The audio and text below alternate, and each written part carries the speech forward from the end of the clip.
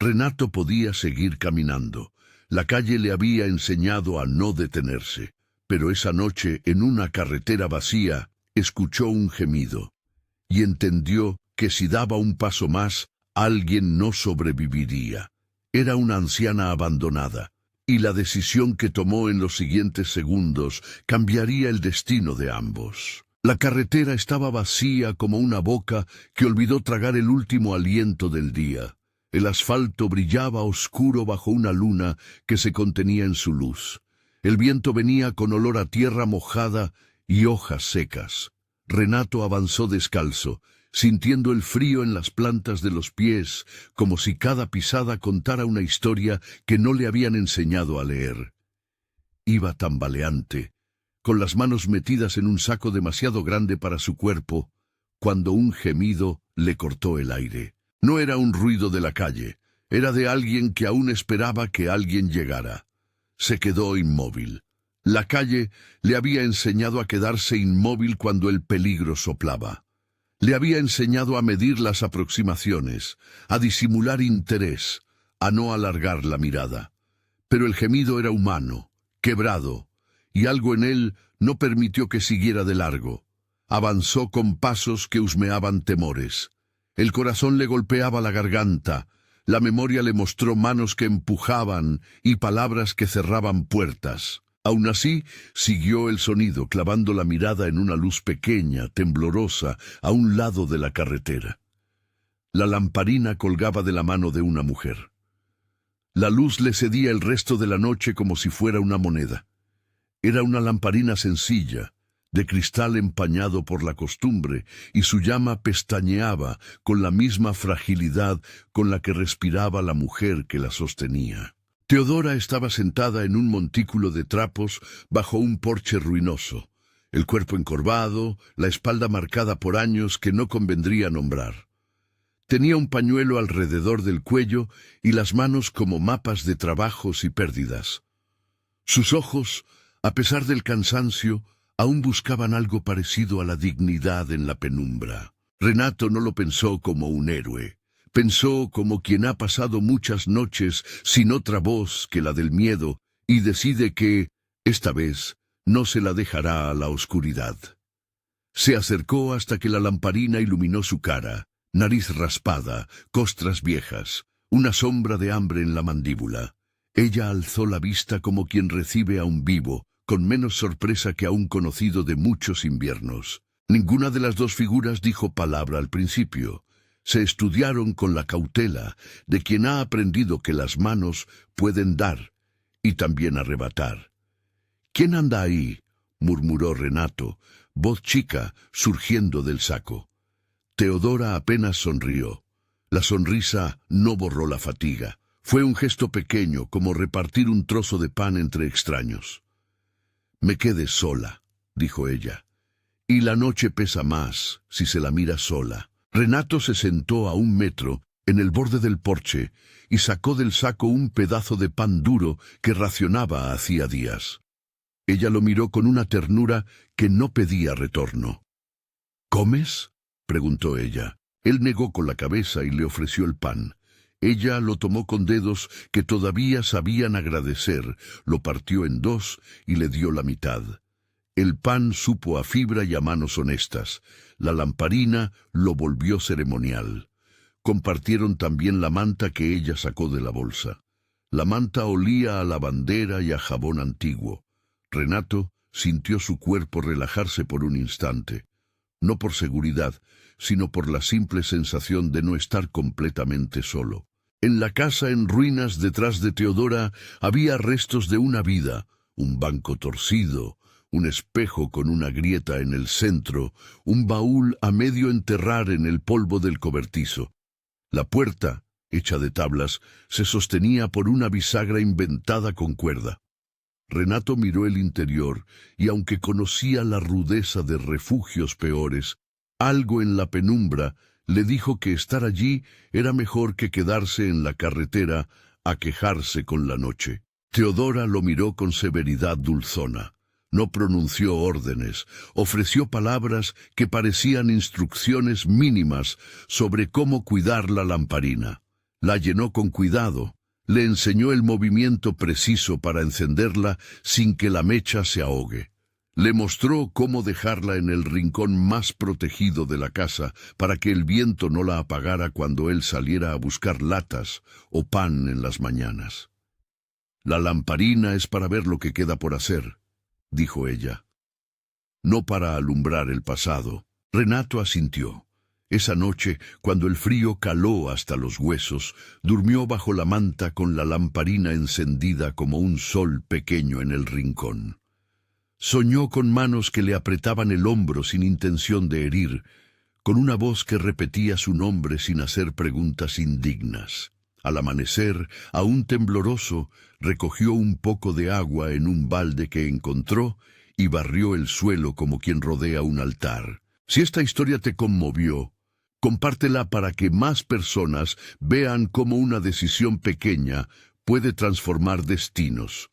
Las calles del pueblo nunca fueron generosas, pero sí tenían memoria.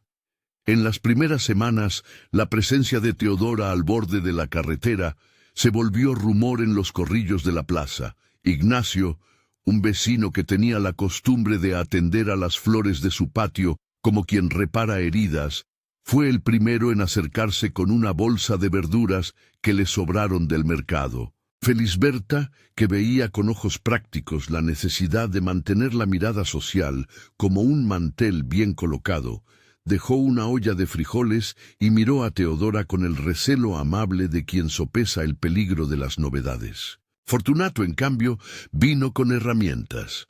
El hombre tenía manos grandes y una paciencia de carpintero. No dijo mucho. Clavó tablas, arregló la bisagra de la puerta, cubrió un hueco del techo con una plancha que encontró rodando por su taller. Trabajo era su forma de hablar, y en esa lengua él era el maestro que no se cansaba de enseñar.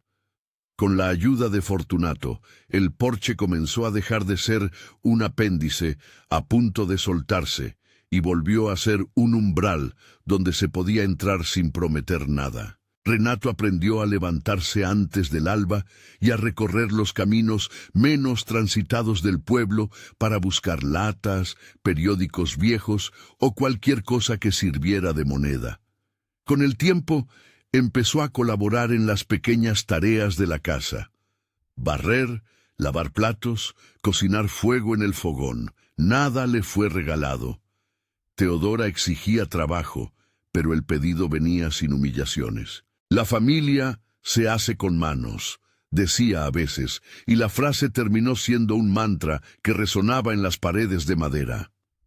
La convivencia no borró de inmediato la desconfianza de Renato.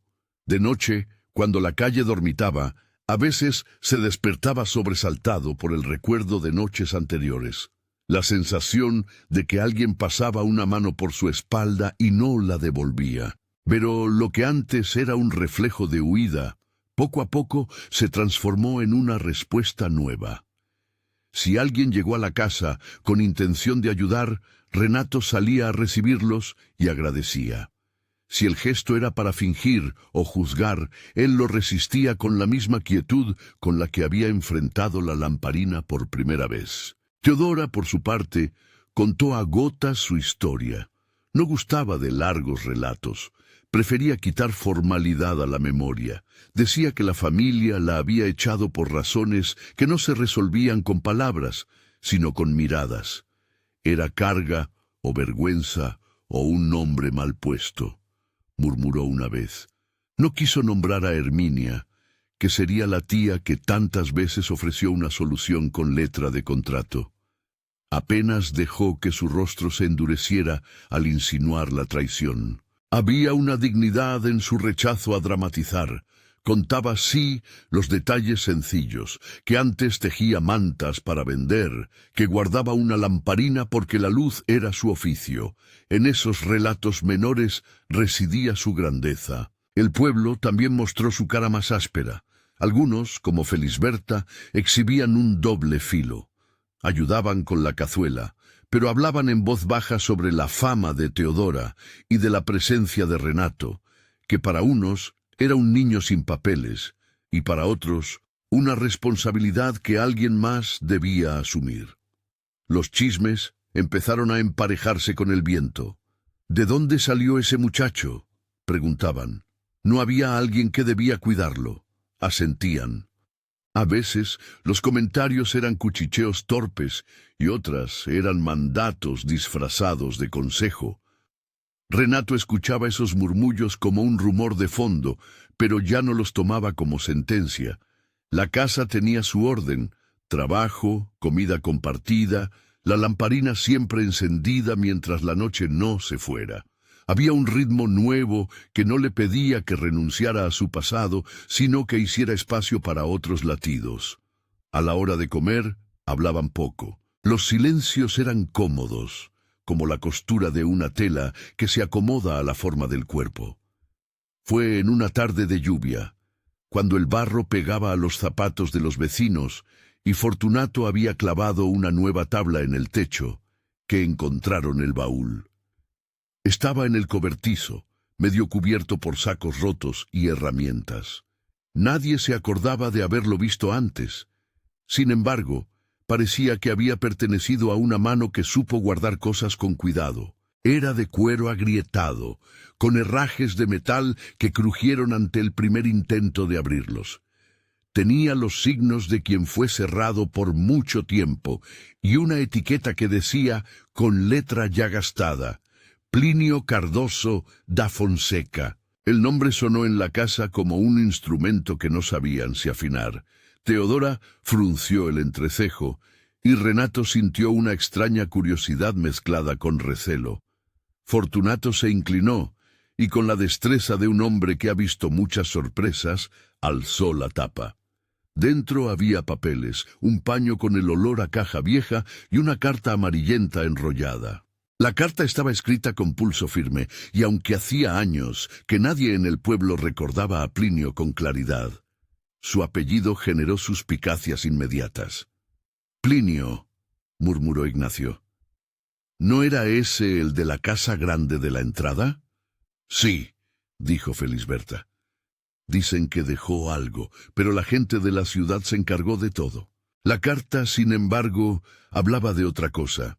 Contaba de una mano amiga que fue y vino, de un favor guardado para quien se quedara cuando nadie quisiera quedarse. Plinio hablaba de un baúl que no era tesoro en la forma de monedas, sino en la forma de promesa, y hablaba de honrar a quien cuide la casa y el fuego.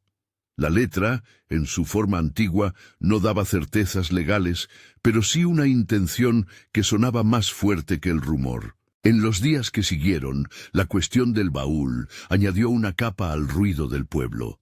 Algunos pensaron en reparar la casa con lo que hubiera dentro. Otros, con menos deseos de esperar, vaticinaron peleas y avisos al juez. Teodora tomó la carta entre las manos, como quien sostiene una semilla. Con cuidado. No pronunció grandes palabras sobre la posibilidad de una herencia. Para ella la carta no era final ni principio, era una posibilidad que había que validar con trabajo y constancia. «Las manos», dijo una tarde en voz baja, «no solo piden, también prueban». Fue entonces cuando apareció Amaro. No llegó con teatralidad. Fue una mañana en que Renato iba a la plaza a pedir restos de pan en el mercado. Amaro vino del camino, con botas manchadas y la camisa marcando el recuerdo de noches de oficio. Tenía en la mirada algo parecido a culpa y algo parecido a promesa. Conocía a Renato desde que aquel chico era demasiado chico para recordar su propia edad. Había palabra que, en tiempos, se pronunció: «Yo me encargo de ese muchacho si alguna vez». Pero la vida es larga, y los compromisos son hilos que se tensan cuando sopla la necesidad. Al verlo, Renato sintió una mezcla de alivio y alarma. Amaro se acercó con un paso que quería ser firme y una voz que intentaba ser amable. «Muchacho», dijo, «es hora de que cumplamos lo que prometimos. El trabajo en la finca me lo permite ahora. Puedo llevarte y darte un lugar. Gente decente, techo, pan. ¿Qué dices?» Renato lo miró. En sus pupilas danzaba la lección de la calle. Las palabras pueden ser puertas abiertas o trampas. Pensó en la lamparina, en la casa con su porche reparado, en Teodora que le enseñó a encender la mecha y a separar la mitad del pan. Pensó en la carta de Plinio, en Fortunato clavando tablas, en Ignacio trayendo verduras.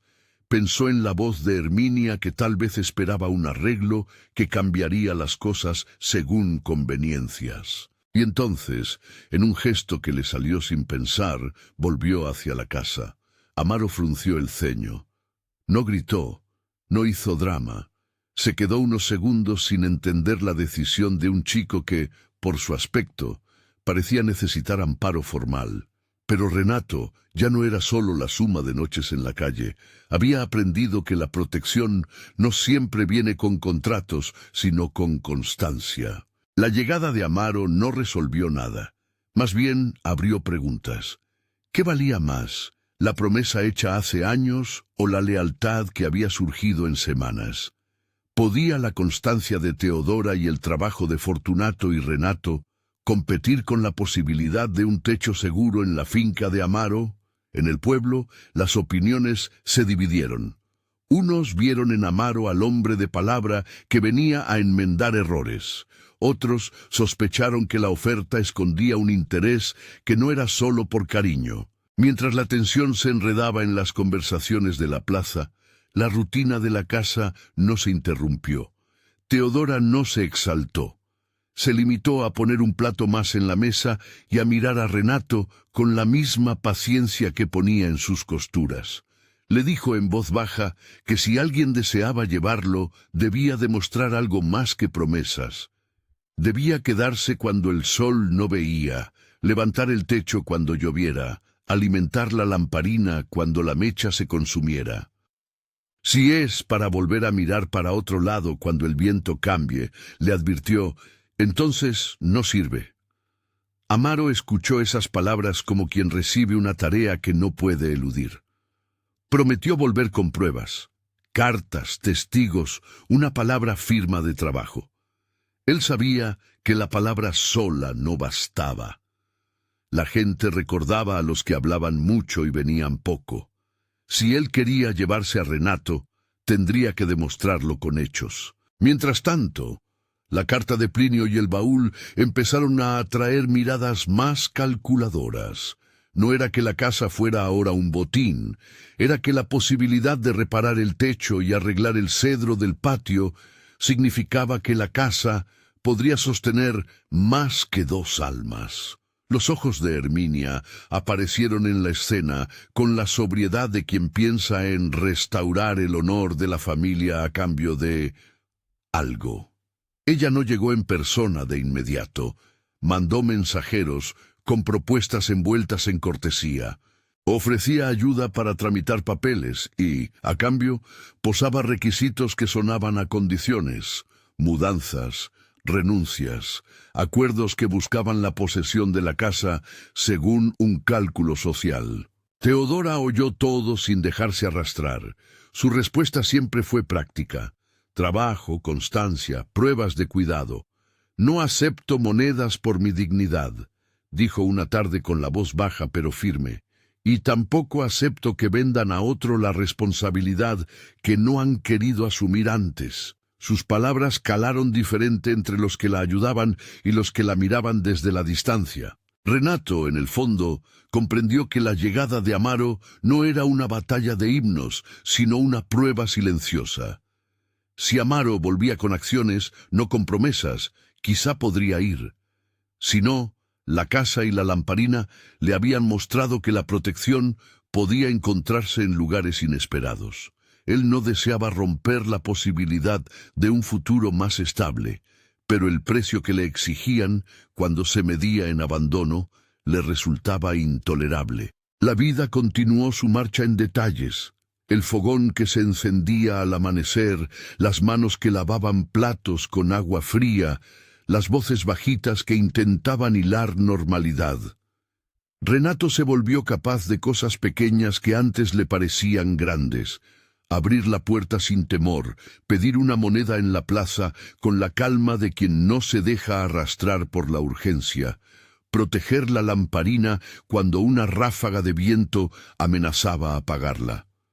Esa lamparina era más que luz, era la brújula de sus decisiones. Una noche, cuando las nubes amenazaban con lluvia y el pueblo parecía contener la respiración, Renato se quedó en el porche hasta tarde. Observó cómo la lamparina proyectaba sombras alargadas sobre la tierra húmeda. Al fondo, la carretera parecía una lengua que se enroscaba en la oscuridad. Se preguntó qué haría si Amaro regresaba con pruebas irrebatibles de que su sitio estaba en la finca. No pudo evitar sentir el vértigo de la elección. Seguridad a cambio de un lazo con raíces nuevas o permanecer con Teodora y los demás, con la fragilidad, pero con la certeza de ser querido por actos, no por papeles. En la profundidad de esa noche, cuando la brisa jugaba con las hojas y la lamparina parecía una vela en una ventana apartada, Renato se dio cuenta de que el miedo que había aprendido en la calle y el coraje que ahora surgía en su pecho no eran incompatibles.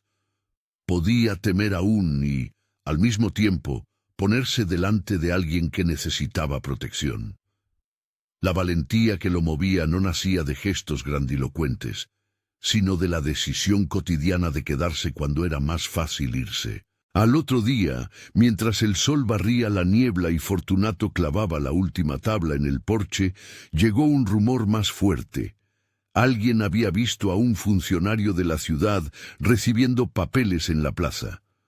Los murmullos se hicieron rumor y el rumor se transformó en pregunta. ¿Se habían enterado de la carta de Plinio en la administración? ¿Iban a venir a inspeccionar el baúl?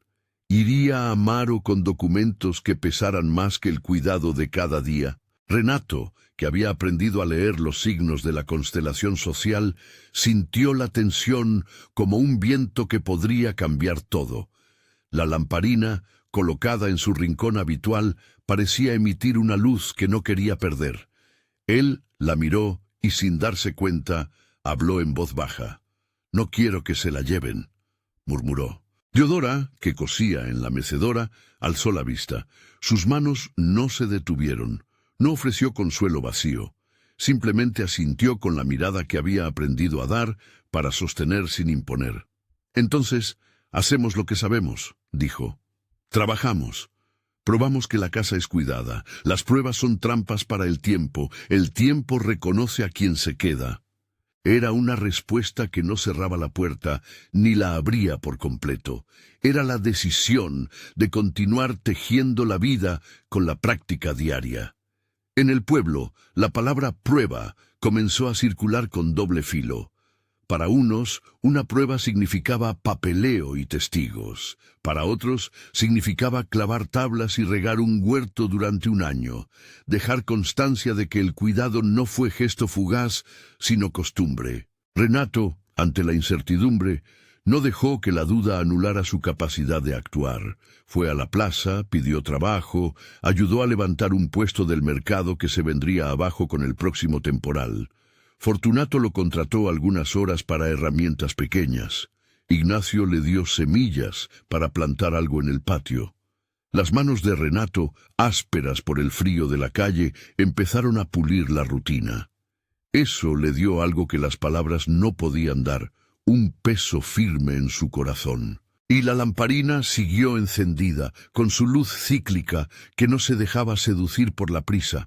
En ella, Teodora y Renato leían las horas de la noche, contaban las pequeñas victorias y registraban los días en que la lluvia no pudo perforar el techo nuevo.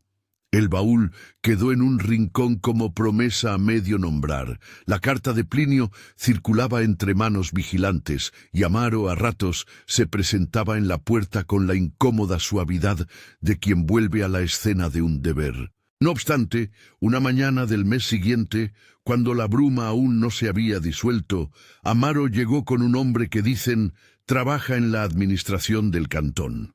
Traía papeles.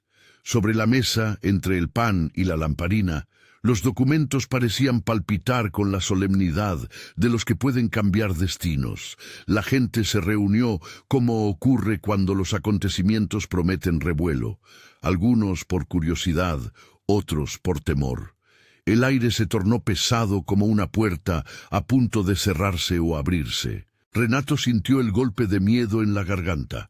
No era el temor de la calle, era otro tipo de miedo, el de perder aquello que por primera vez en muchos meses había sido suyo por derecho de constancia. Miró a Teodora. Ella le sostuvo la mirada sin palabras. No hizo promesas que no fuera a cumplir. Simplemente le transmitió una calma dura como la madera recién clavada. Amaro habló en voz baja, con la intención de sonar firme y responsable. Dijo que traía una propuesta, un lugar en la finca, trabajo seguro, escuela si quería. Dijo que la realidad en la ciudad era dura y que un niño debía tener un techo que no temblara con el viento. Teodora escuchó con la paciencia que da la experiencia. «Si llevas al muchacho», dijo, «quiero que lo veas cuando la cosecha sea dura. Quiero que lo visites sin que su presencia sea condonada por la vergüenza.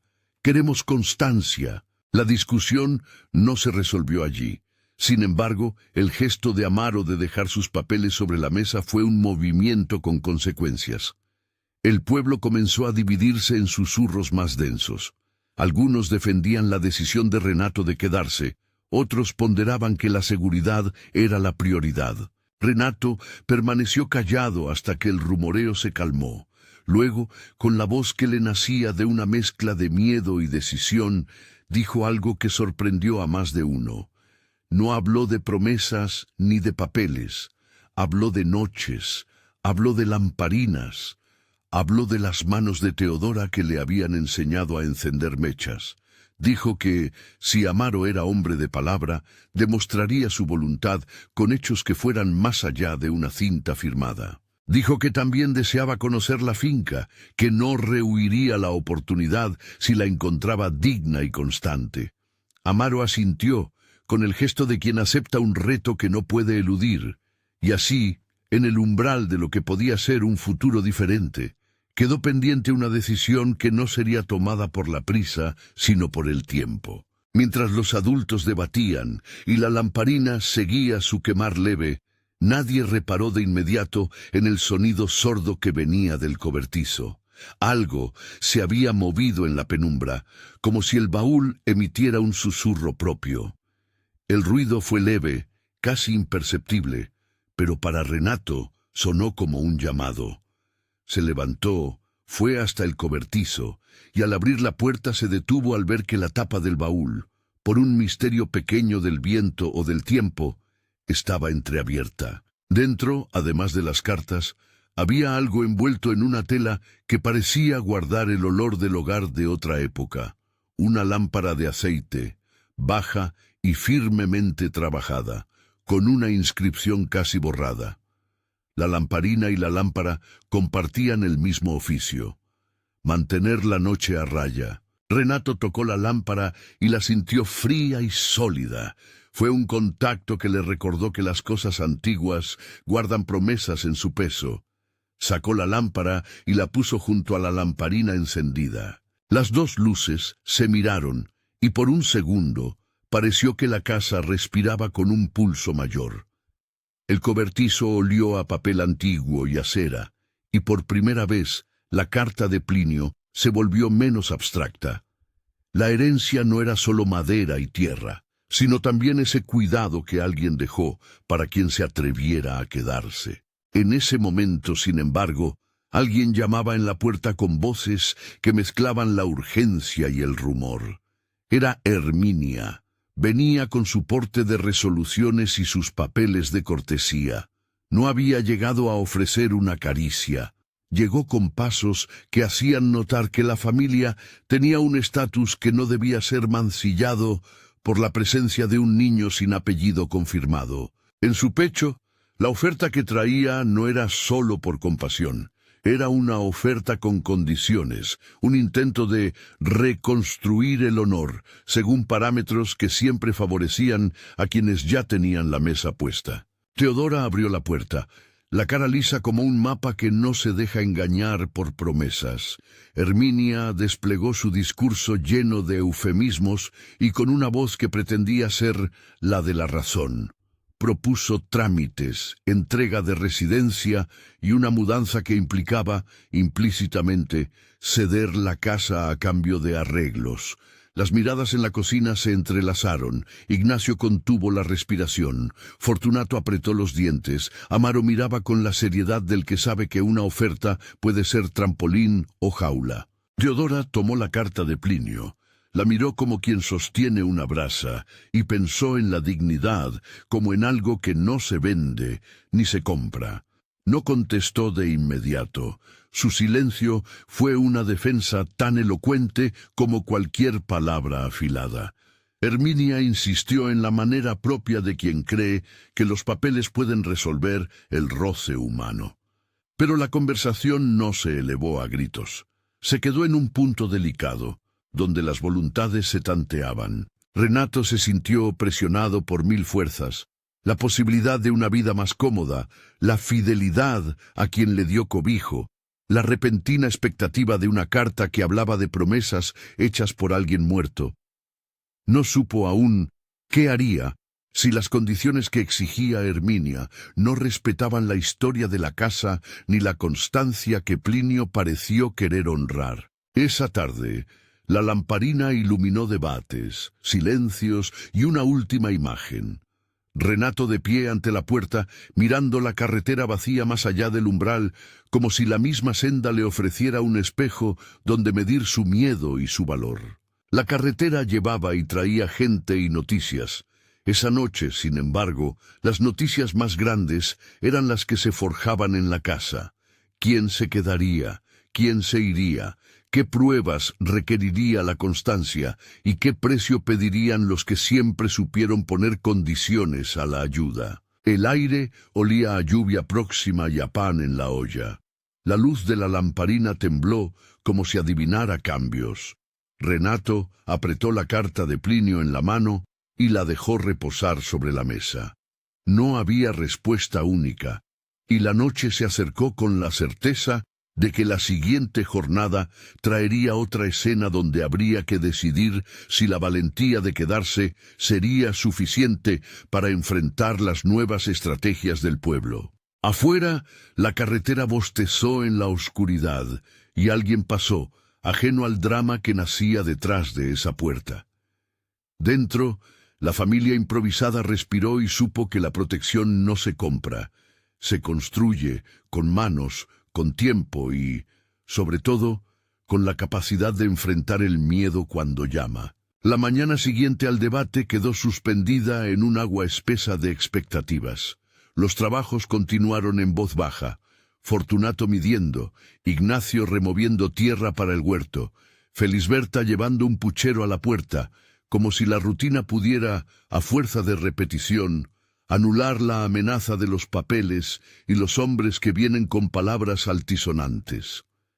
Amaro apareció varias veces en la semana, siempre con manos dispuestas a tareas concretas. No eran visitas largas, eran jornadas en las que clavó, cargó y llevó sacos hasta que los callos de sus palmas volvieron a reconocer la fatiga de quien no guarda promesas en cajas, sino en esfuerzo. Sus gestos comenzaron a hablar donde las palabras habían sido tibias. Una mañana llegó con una manta nueva, en otra colocó azulejos en la cocina para que el agua no se filtrara en las lluvias. Esos hechos no borraron las dudas de todos, pero fueron mudos avales. Mientras Amaro trabajaba, Herminia aumentaba su presencia por caminos menos visibles, envíos de abogados, cartas con lenguaje pulcro, llamadas a personas que habían conocido a Teodora hacía años. Su oferta, envuelta en civismo, proponía reubicar a la anciana en una casa de familiares y recuperar el honor mediante una mudanza que implicaba la cesión práctica de la vivienda. Pero en su condición ocultaba los términos que sonaban a desposeer. mudanza por instrucción, desplazamiento por apariencia. Herminia no entendía, o no quería entender, que la casa no era solo ladrillo y techo. Era un lugar tejido de cuidado, de oscuridades atenuadas por la llama pequeña de una lamparina. Para ella, el honor se arreglaba con papeles y buenos modales. Para la casa, el honor era sostener a quienes la cuidan cuando otros la sueltan. Teodora persistía en su postura. No buscó distensiones verbales, sino garantías prácticas. Propuso una lista simple, visitas regulares si alguien decía reclamar, ayuda económica para reparaciones si hacía falta, y sobre todo, una verdad: que quien quiera hacerse cargo debía demostrarse con presencia cuando la lluvia viniera fría y el fogón se apagara. No quiso que nadie comprara su dignidad en silencio, exigió constancia. Su frase volvió a circular en el porche: la familia se hace con manos. Y esas manos, en su sentido más literal, empezaron a marcar la diferencia entre promesas y hechos. En ese tejido, Renato continuó creciendo. Cada día su paso se fue afirmando. La calle, con sus enseñanzas, no desapareció del todo, pero la casa le ofrecía un ritmo donde el miedo podía contenerse. Aprendió a atar nudos, a medir con regla, a hablar sin pedir permiso por su existencia. La lamparina se convirtió en su amuleto y en su responsabilidad. Cuidarla era cuidar la continuidad de la noche, que para él ya no era un enemigo absoluto, sino un espacio donde la presencia humana podía hacerse visible. Cuando los vientos del rumor soplaban, él salía a la vereda y miraba a los que pasaban. No desafió con violencia, desafió con mirada firme, con la propiedad de quien ha ganado el derecho a estar por trabajo acumulado. El baúl, que antes había sido un misterio, empezó a convertirse en caja de decisiones. Dentro había papeles, sí, pero también una pequeña resistencia a la ambición. Cartas de detalles sobre Plinio y su intención.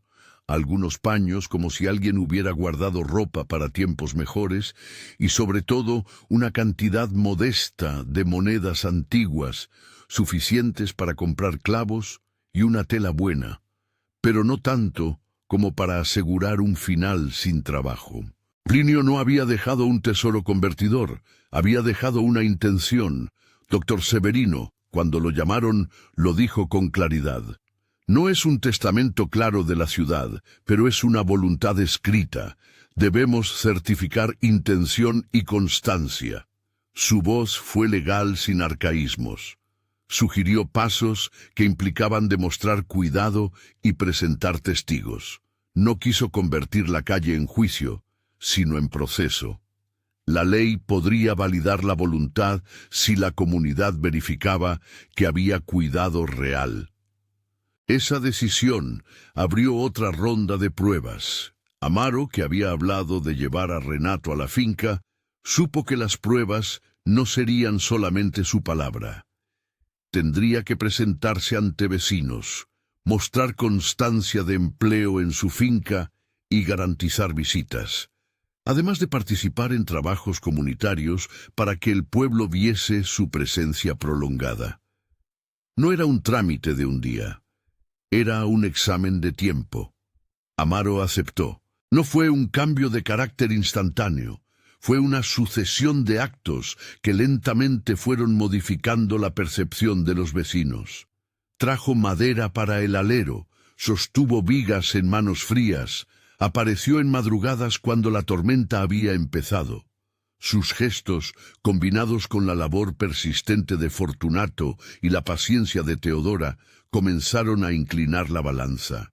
Llegó entonces la noche que probaría el corazón del pueblo y, sobre todo, la decisión del niño que tantas veces había sentido que su piel era mapa de abandono. La noticia corrió como lluvia. Herminia había organizado una caravana de amigos con la idea de presentar su solución en persona. No eran hombres que buscaban golpes, eran mujeres y hombres de mejor olla. vestidos con la certeza del que cree que el mundo puede ordenarse con gestos visibles. Querían llevarse la carta de Plinio a un notario local, y en su campaña insinuaban que la mejor opción para Teodora era regresar a la familia. La caravana vino con voz baja y presentimientos de decisión. El problema no era que vinieran, el problema era la hora. Habían elegido la noche para hablar de mudanzas. La noche tiene un nombre que cubre intenciones menos nobles, y para Teodora era mejor que las conversaciones sucedieran donde la luz dejara ver las manos. Teodora, que había decidido no ceder sin prueba, tuvo que salir a la carretera para encontrarse con el escribano que Herminia había conseguido. El camino de tierra se extendía como una lengua que se alejaba del pueblo, y la noche pesaba en su vientre. La lamparina colgaba de su mano, pequeña y constante, y Renato insistió en acompañarla. «No salgas sola», dijo sin pedir permiso para entrar en su vida. Ella aceptó con una sonrisa que no negaba la fatiga. La carretera, por la que tanto habían pasado voces y carros, estaba en esa hora particularmente desierta. No había postes de luz, solo la luna y las sombras de los eucaliptos que se inclinaban como si escucharan.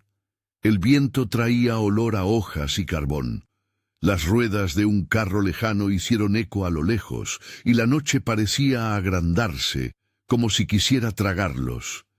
Herminia llegó con su séquito. Sus pasos resonaron como campanas en el viento. Sus hombres hablaban de papeles. Sus sonrisas eran de aquellas que miden beneficio. Renato sintió en la boca un sabor de hierro, no por la violencia sino por la tensión contenida. No hubo empujones. La escena fue más cruel por lo callado. Palabras administradas con cortesía, manos extendidas con la idea de ayuda. Alguien de la comitiva intentó tomar la carta de Plinio que Teodora llevaba, como si con ello se resolviera el dilema.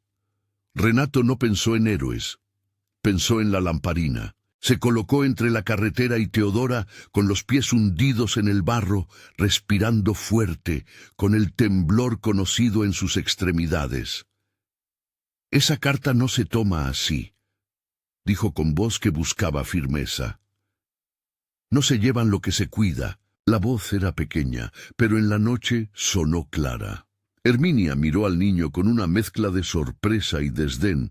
No era común que la necesidad hablara con tal propiedad. Alguien rió, un sonido que intentó tener la tibieza de la cortesía. Otro avanzó para apartarlo. Fue entonces cuando la carretera demostró su capacidad de ser espejo. Una camioneta pasó, sus luces cortaron la negrura y por un instante todos quedaron expuestos. Las miradas de los presentes se encontraron. No era solo una disputa entre personas, sino un examen comunitario donde la moral pública, ese artefacto invisible, podía inclinarse. Renato sostuvo la posición, pero la duda se le filtró entre los dientes como agua fría. Recordó noches donde la decisión de permanecer representaba riesgo.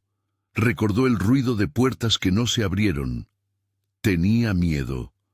Eso se notaba en la manera en que apretaba la lamparina para que la mecha no se apagara. El miedo se le hacía garganta y garganta no siempre sabe contener la palabra. Aún así, se quedó. Puso su cuerpo como carta de protesta silenciosa. No empujó, no golpeó, simplemente existió en esa línea, tan firme como la madera recién clavada de los porches. La tensión se cortó cuando Amaro apareció por la senda lateral, con herramientas en la mano y barro en las botas. No llegó solo. Lo acompañaba el doctor Severino, llamado aquella misma tarde por Ignacio para revisar la carta y las posibilidades legales. La camioneta que antes había pasado ahora volvía con ellos. Las luces devolvieron la escena a la mirada pública. Amaro bajó del vehículo sin teatralidad. Su rostro estaba curtido por la fatiga de quien ha trabajado la semana entera. Se acercó a Renato y a Teodora. y sin grandes palabras colocó las manos sobre la mesa invisible que dividía las miradas. Mostró un gesto que muchos dieron por sí mismo: la constancia. «Si vamos a hablar», dijo con voz que no buscaba aplausos, «lo hacemos con pruebas. Yo voy a vivir a la casa esta semana, no para tomar, sino para trabajar. Si ustedes quieren, midan mis horas. Si me demuestran que estoy faltando, me iré. Pero no voy a venir con papeles que solo sirvan de discurso». Su ofrecimiento no era triunfo automático, era una aceptación del reto. La presencia de doctor Severino, con su cuaderno y su calma profesional, añadió peso. Propuso lo que en el pueblo se empezaría a llamar el año de prueba. Un período de trabajo y visitas registradas, testigos que avalaran presencia y cuidado. Si Amaro cumplía, tendría derecho a responsabilidad.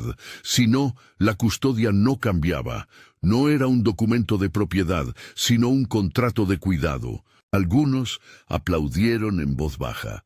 Otros murmuraron que la ley, por fin, buscaba medir actos y no sonrisas. Herminia frunció el ceño.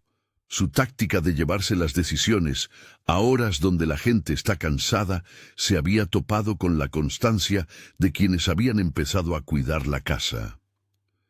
En la negociación que siguió, ella ofertó préstamos para reparaciones, pero pidió a cambio la custodia administrativa por un plazo que dejaba en el aire la permanencia de Teodora. Sus términos sonaban a muchos como una compra.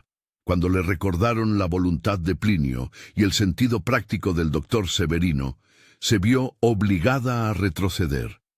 No ganó la noche que esperaba, solo obtuvo promesas sin efecto inmediato. La lamparina que Renato sostenía se volvió símbolo de la pequeña victoria.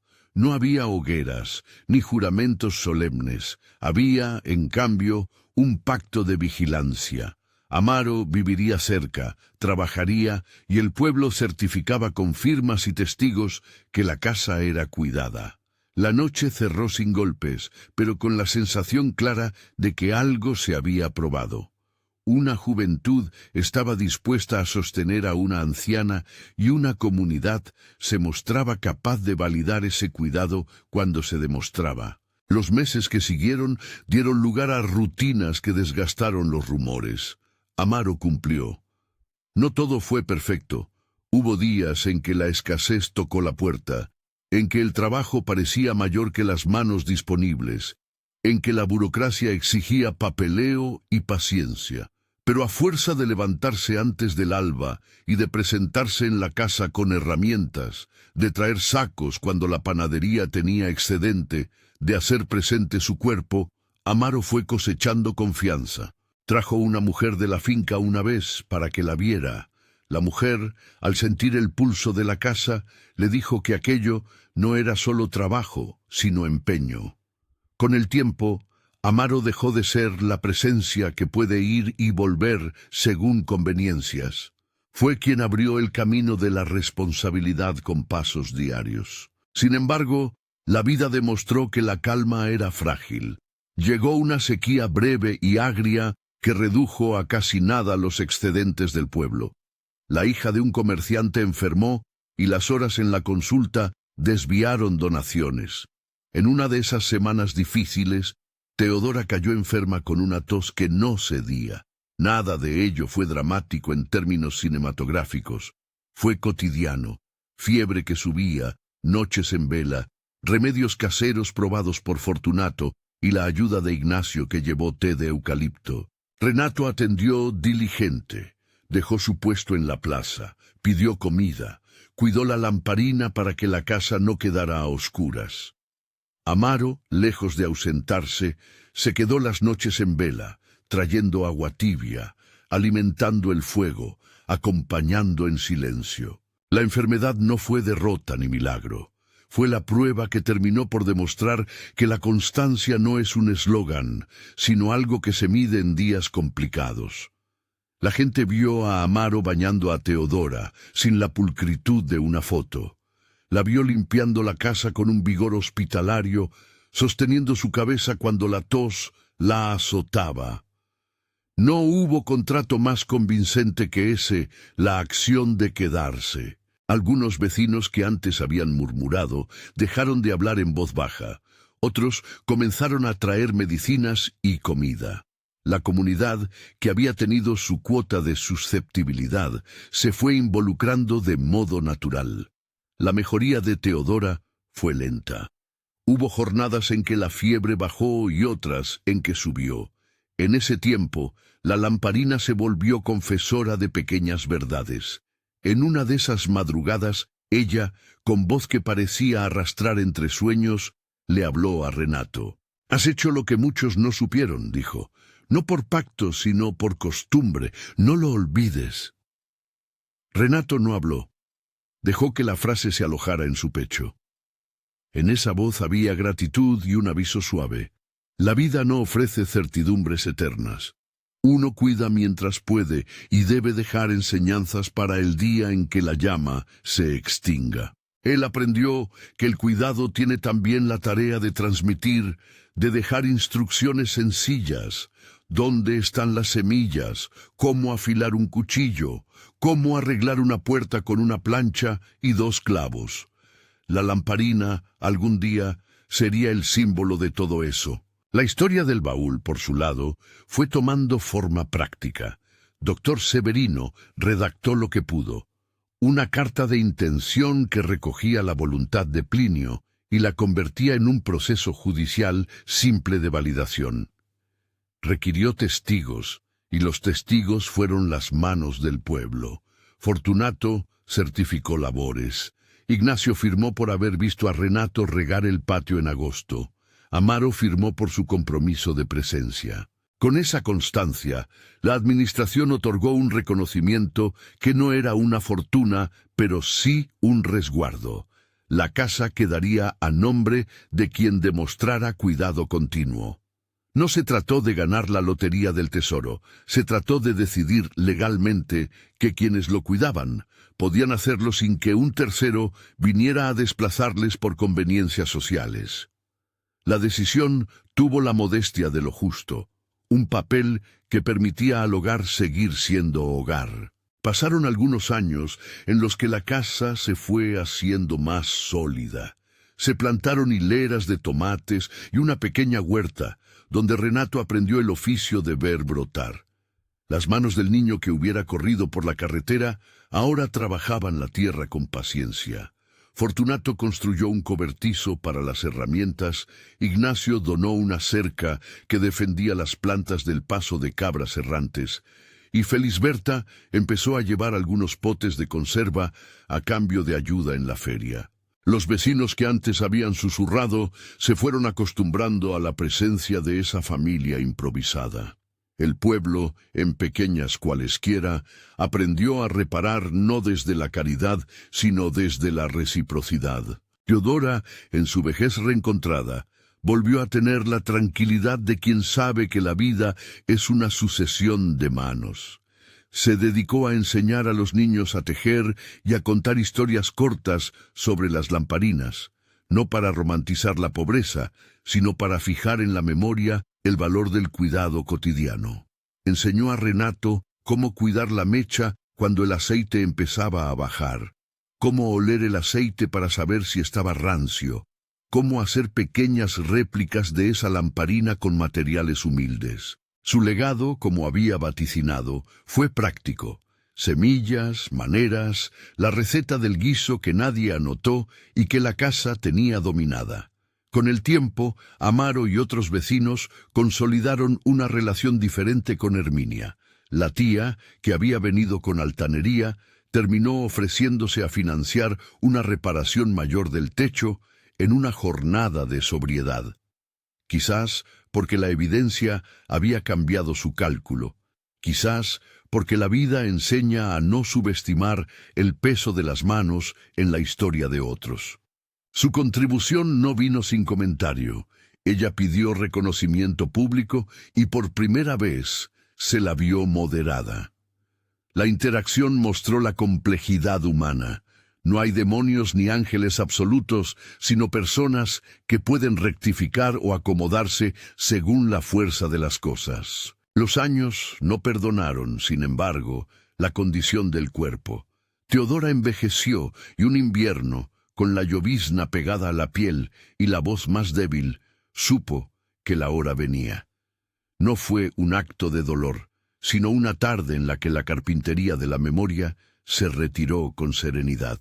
Llamó a Renato cerca de la cama, agarró su mano con dedos que aún recordaban el trabajo duro y le susurró una última instrucción práctica. ¿Dónde estaba guardada la lámpara del baúl? ¿Qué carta debía custodiar y que no permitiera que la casa se vendiera si la gente quería comprarla por falto? Le repitió la misma frase que había repetido en los porches, como un credo humilde. La familia se hace con manos, dijo. No lo olvides. Renato, que había aprendido a no prometer lo que no podía cumplir, asintió con la calma de quien ha visto el proceso de construir una casa desde el clavo. No habló de promesas futuras, habló de acciones. Cuidar la lámpara, cuidar el huerto, cuidar las visitas. Teodora cerró los ojos con la tranquilidad de quien confía en la continuidad de lo hecho. La muerte de Teodora fue sencilla, sin tragedias ni discursos que intentasen convertir el dolor en espectáculo. El entierro fue modesto, acompañado por quienes habían sido su familia. Fortunato, Amaro, Ignacio, Felisberta, algunos vecinos y, sobre todo, Renato. No hubo pompa, hubo respeto. La lamparina, esa pequeña llama que había guiado tantas noches, fue colocada junto al baúl cerrado. Se guardó el paño donde estaban las cartas de Plinio, y la decisión de doctor Severino quedó en la memoria como acto que había usado la ley para proteger el cuidado, no para suplantarlo. Después del entierro, la casa no quedó vacía. Renato la habitó con la calma de quien no había sido escogido por título, sino por continuidad. Amaro mantuvo la presencia, ahora menos como quien debe demostrar y más como quien hace compañía. Fortunato siguió aportando su oficio, Ignacio su jardín y Felisberta su sazón de mujer que cocina para sostener mesas. La huerta, que había germinado de a poco, se volvió fuente de verdura para la casa y el excedente fue vendido en la plaza para comprar aceite y clavos. Nada de boleo de riqueza. La prosperidad fue lo cotidiano, la capacidad de pagar una consulta, de arreglar un techo en tiempo prudente, de comprar una frazada en invierno, era lo que podía lograrse con trabajo sostenido, no con milagros. El baúl permaneció como un objeto de historia y de prudencia. Cuando Renato, varios años después, lo abrió para revisar las cartas para el doctor Severino, encontró no solo papeles, sino instrucciones, pequeños legados de cuidado escritos con la mano callosa de alguien que no tenía la intención de crear una fortuna, sino de enseñar ética. Plinio había dejado algunas notas sobre cómo conservar herramientas, cómo no dejar que la casa se convierta en mero mueble ancestral, y alguna suma que alcanzó para inscribir la propiedad a nombre del hogar, con la condición de que siguiera siendo un lugar de cuidado. No fue un premio, fue una ayuda puntual que permitió formalizar lo que la comunidad ya sostenía. Con el tiempo, Renato formó su propia familia elegida. No era el tipo de unión que resguardase titulares. Fue el encuentro de afectos que se dan en las mañanas, con niños que corrían por el patio y preguntaban por la lamparina. A veces, por las noches, los hijos se sentaban en el porche mientras él contaba la historia de la carretera y de cómo había aprendido a detenerse ante un gemido en la oscuridad. No dramatizaba su acción en anécdotas de ese niño heroico. Contaba más bien acerca de la manera en que el miedo puede usarse de forma constructiva, como alarma que te dice que algo necesita nuestra presencia. En la voz de Renato, la historia perdió la lírica de lo extraordinario y ganó la textura de lo cotidiano. Les enseñó a sus hijos a encender la lamparina sin desperdiciar aceite, a rezar, si así lo querían, con una plegaria breve para pedir pan y compañía antes de dormir, aprendida no como doctrina, sino como rasgo humano. Les enseñó a trabajar, a respetar el ruido de las noches y a no creer que la caridad ajena es suficiente. Les dejó la misma sabiduría que una vez Teodora le dio. La familia se hace con manos. Hubo otras pruebas. Aparecieron nuevas familias en la zona. Hubo cambios en la administración del pueblo. Llegó un proyecto que intentó pavimentar parte del camino y con ello la casa sufrió la amenaza de convertirse en terreno de especulación. En ese momento, Renato actuó con la prudencia que le había enseñado la experiencia. Negoció, juntó firmas, mostró los registros de cuidado y la historia de la comunidad. No habló desde la indignación, sino desde la documentación. Los testigos de que la casa había sido mantenida, las horas de amaro, los recipientes de semillas que Ignacio aportó. Con paciencia, logró que la tierra tuviera protección legal contra la venta impulsiva. No fue un triunfo espectacular, pero sí la continuación de la misma resistencia hecha de constancia. El baúl y la lamparina continuaron siendo reliquias prácticas. Cuando Renato ya tenía canas en las sienes y los pasos lentos, a sus nietos les gustaba mirar la lamparina encendida y tocar el metal frío de la lámpara antigua. Les contaba la noche en la carretera como cuento de aprendizaje, que a veces la valentía es la simple decisión de estar cuando otros se van, que el amor cotidiano se demuestra con tabiques firmes, con guisos compartidos y con la escucha atenta. No convertía la historia en moralina, la dejaba en forma de ejemplo concreto y humano. En una de esas tardes largas, sentado en el porche que solía crujir al ritmo del viento, Renato abrió el baúl para mostrar a los nietos los objetos que Teodora había guardado. Dentro había, además de las cartas y escritos de Plinio, una pequeña libreta con recetas, algunas fotos borrosas de una juventud lejana y un pedazo de tela que funcionó como marcador de memoria. Les dijo que todo lo importante de la casa estaba guardado no en papeles, sino en las acciones que la gente realiza cuando nadie mira. La persona que barre cada madrugada, la mano que reemplaza un clavo, quien regala una conserva cuando el vecino está apurado. Enseñaba con la modestia de quien sabe que los grandes cambios no siempre se anuncian con tambores, sino con forcejeos de cada día. La lamparina, en la mesa central, encendía su luz pequeña y parecía sonreír. Era ahora un símbolo que había pasado de ser ayuda a ser legado. Cuando Renato murió, en una muerte tranquila que no tenía aspavientos, dejó la casa a quienes habían demostrado que el cuidado era un proyecto transmitido.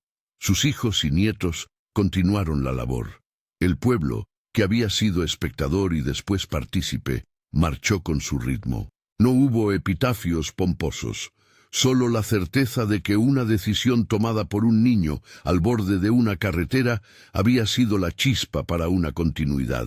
En el recuerdo de quienes habían vivido aquello, la escena de la carretera se volvió una lección que no requería adornos. La noche en la que Renato se paró entre el camino y Teodora quedó contada en la memoria del pueblo como la vez en que el miedo fue transformado en protección. No porque fuese un acto heroico según los libros, sino porque hizo palpable la idea de que la valentía también puede ser el gesto de quien se coloca para impedir que la dignidad sea arrastrada por la conveniencia. Mucho después, en una tarde de verano, donde los niños corrían con olor a tierra y albahaca, la lamparina volvió a iluminar una mesa donde se contaban las historias. Los nietos pedían detalles. ¿Cómo te sentiste, abuelo, cuando estuviste tan asustado? Renato sonreía y respondía, con la claridad que da la experiencia. Tenía miedo, sí. El miedo estaba en mi garganta, pero la pregunta que me hice fue más simple. Si me voy ahora, ¿qué podrá cuidar a quien me dio pan y fuego? Explicaba. Cuando la respuesta fue nadie, entonces me paré. Sus hijos escuchaban y, en los ojos de algunos, se adivinaba la rendición a la idea de que la protección cotidiana no requiere nombramientos, sino manos abiertas para sostener lo frágil.